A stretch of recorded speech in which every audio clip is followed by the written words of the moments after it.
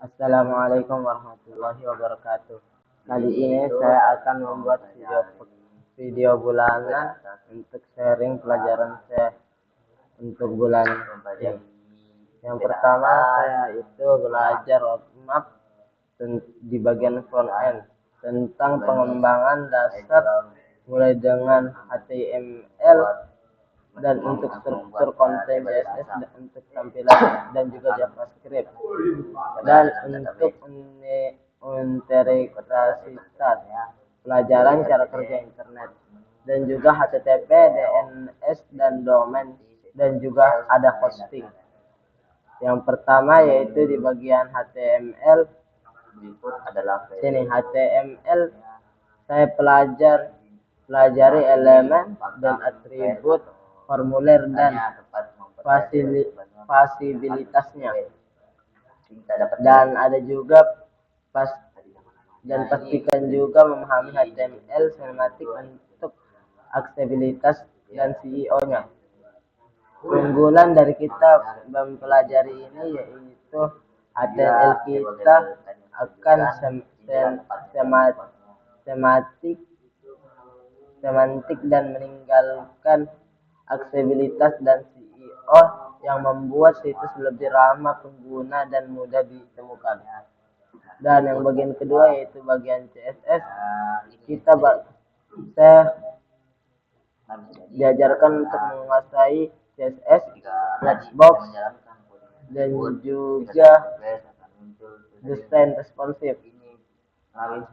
Keunggulan dari menguasai CSS ini yaitu memungkinkan membuat tampilan yang lebih menarik dan responsif yang optimal di berbagai perangkat.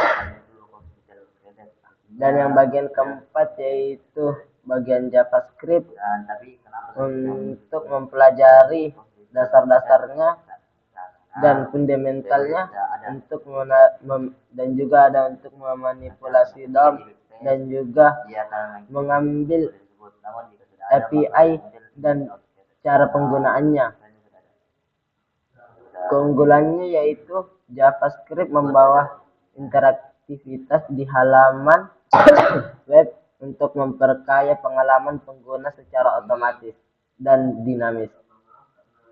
Yang bagian kelima yaitu kontrol versi manager.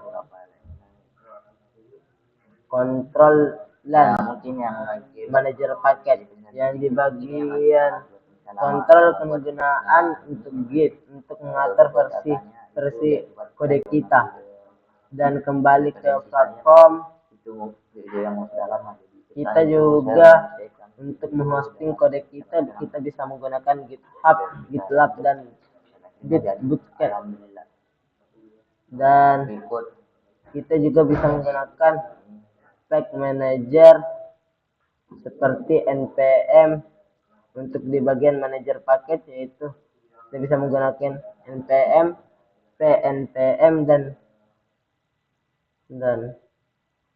yarn untuk mengelola dependensi proyek kita.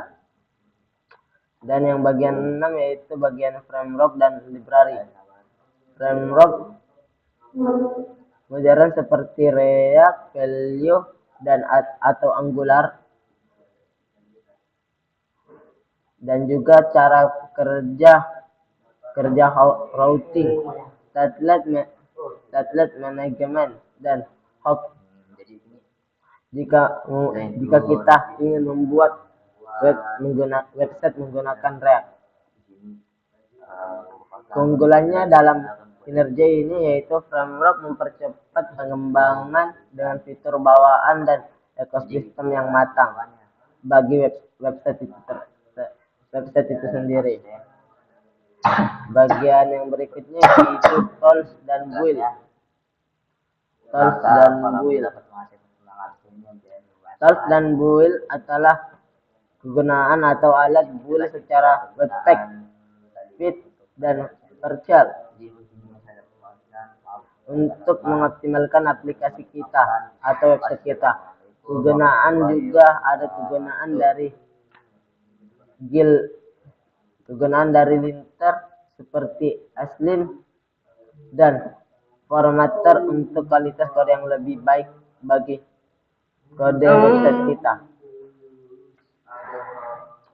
Keunggulannya, alat build adalah untuk mengoptimalkan ukuran file dan kinerja aplikasi yang menghasilkan loading yang lebih cepat untuk kode kita. Yang bagian 8 adalah pengujian dan keamanan.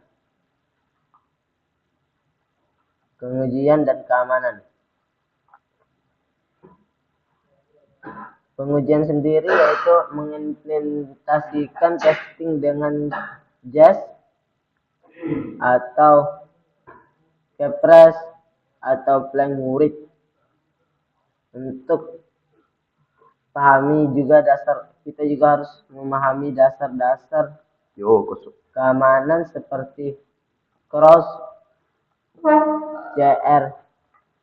CSRF, JWT, dan OAuth. Ini keunggulannya untuk pengujian memastikan kode kita jelas, dan sementara pemahaman keamanan melindungi aplikasi dari serangan lain. Dan yang berikutnya yaitu deployment. Untuk optimal dan kinerja.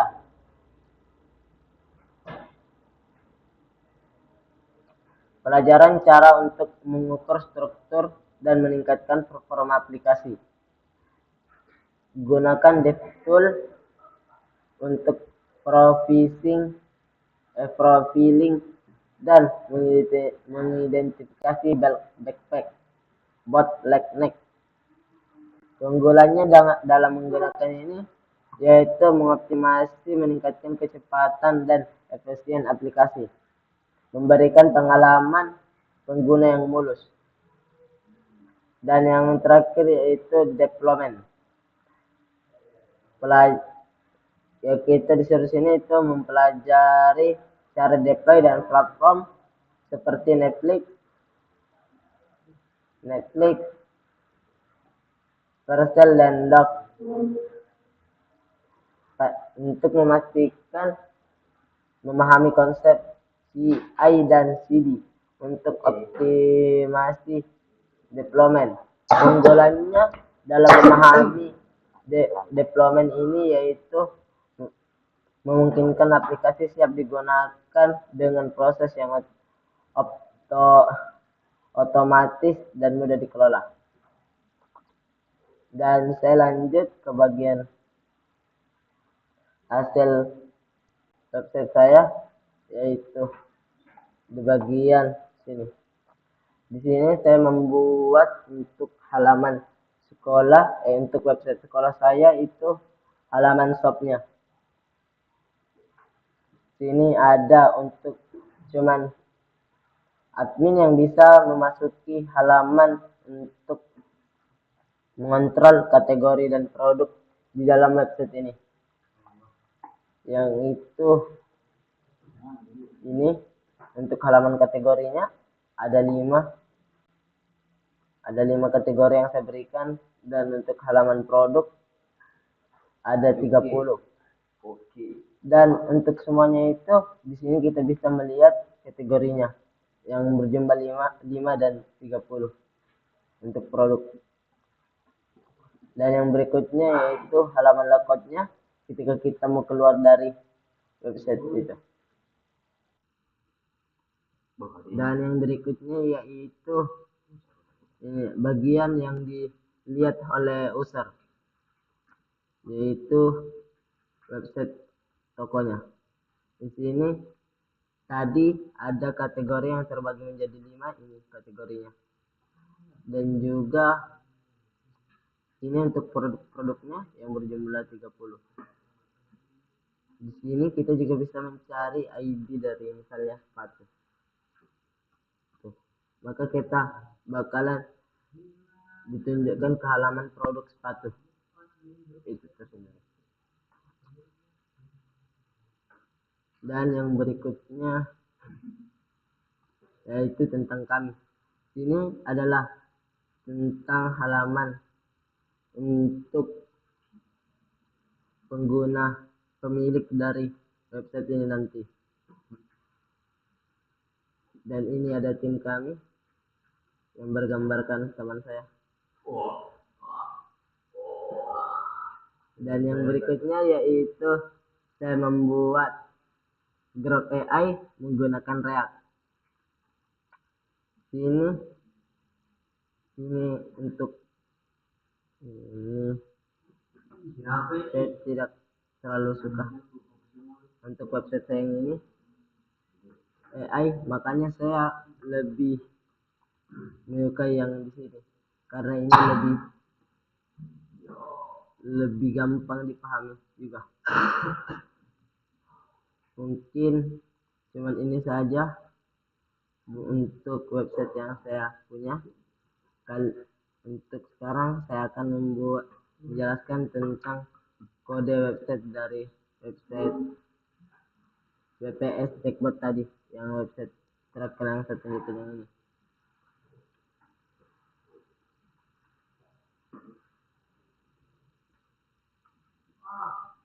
Kode ini adalah implementasi sederhana dari chatbot berbasis web yang saya bikin. Yang utamanya yaitu ada HTML-nya, struktur utamanya untuk membuat logout dan halaman dengan judul WPS Techbot. Menggunakan bootstrap dan juga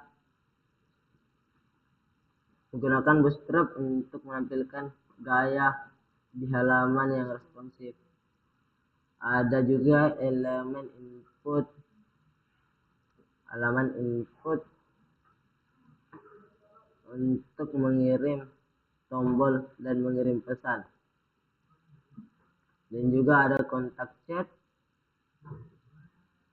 untuk menyimpan kontennya yang bakalan ditanya oleh user dan juga dijawab oleh bot kita sendiri. Dan juga yang berikutnya ada gaya untuk CSS ini, dan juga fungsi utamanya yaitu di bagian JavaScript-nya yang bagian sini. Dan ini ada fungsi update chat history untuk role dan konten, menambahkan pesan ke dalam private chat. Dan saya juga menggunakan library Markup untuk mengubah teks menjadi HTML yang support Markdown. Dan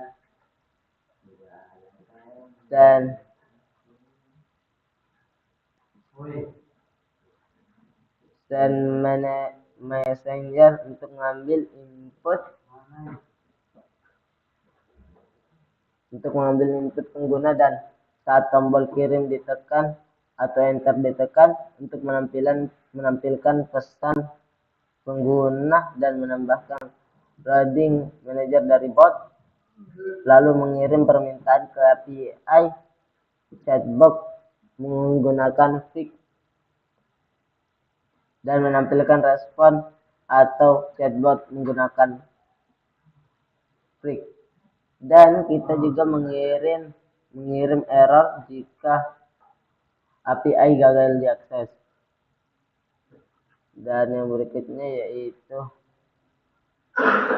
kode ini menunjukkan bagaimana untuk membuat chatbot sederhana yang berfungsi penuh menggunakan kombinasi HTML, CSS, dan JavaScript.